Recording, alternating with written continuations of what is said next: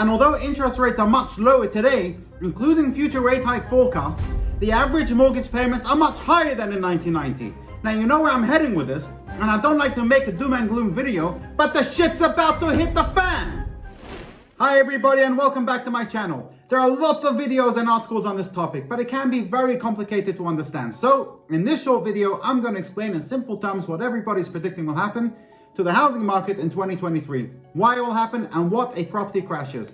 So sit back, relax, and enjoy the next 3 minutes. And if you haven't yet done so, subscribe and press the bell icon. I post videos weekly of businesses you can start with little or no money.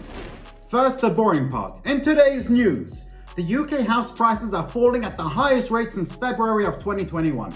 House prices were down 8.3% in October, following a drop of 9.8% in the month of September.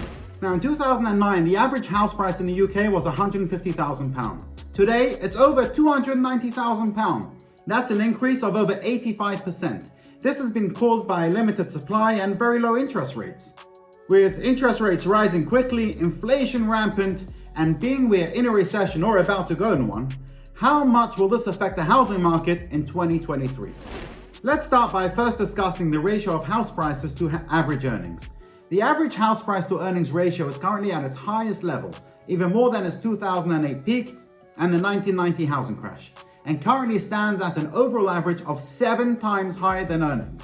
In simple terms, what this means is, if you are earning £100,000 a year and a property is going for £1 million, that's 10 times of your average earnings. Now, this number depends on whereabout in the country you live, with London at the highest at 11 times average earnings and the North at 4.4 times average earnings. And this would explain why so many people invest up in the North. This on its own would be a clear indicator that the UK house prices are overvalued and are set to fall. However, it's not the only thing we should look at. And more importantly, we have to look at affordability and mortgage payments, especially for first-time buyers. And as you can see from this chart percentage-wise, it hasn't really changed much per take-home pay. However, all this changes if interest rates go up to 5.5% as it's widely expected. Last week, the Bank of England raised the base rate to 3%, up from 0.1% 11 months ago, and are showing no signs of slowing down yet.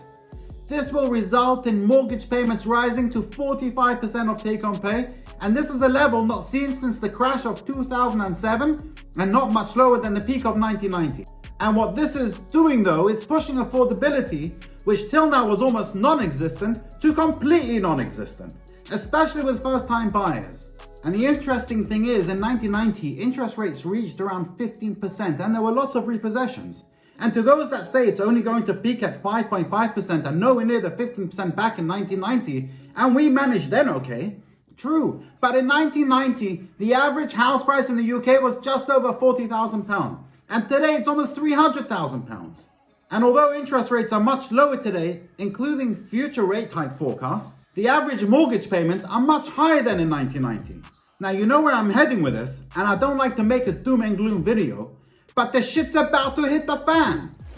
So to put this in simple terms, if you have a £270,000 mortgage over 25 years, interest rates at just 2%, your monthly average repayments would be £1,144.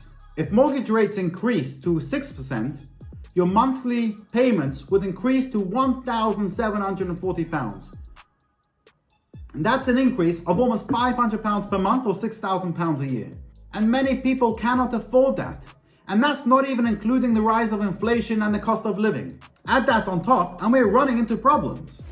This changes the whole dynamic of affordability and puts off young buyers entering into the market. This then goes into a domino effect.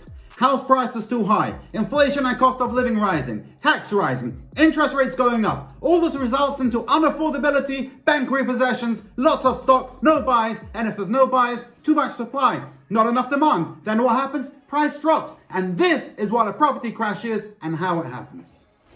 Now, if you're somebody that wants to make money in the property market, even or more so during a property crash, but don't want to or can't buy a property, then watch this video where I discuss how you can make thousands in real estate with minimal investment. Thanks for watching.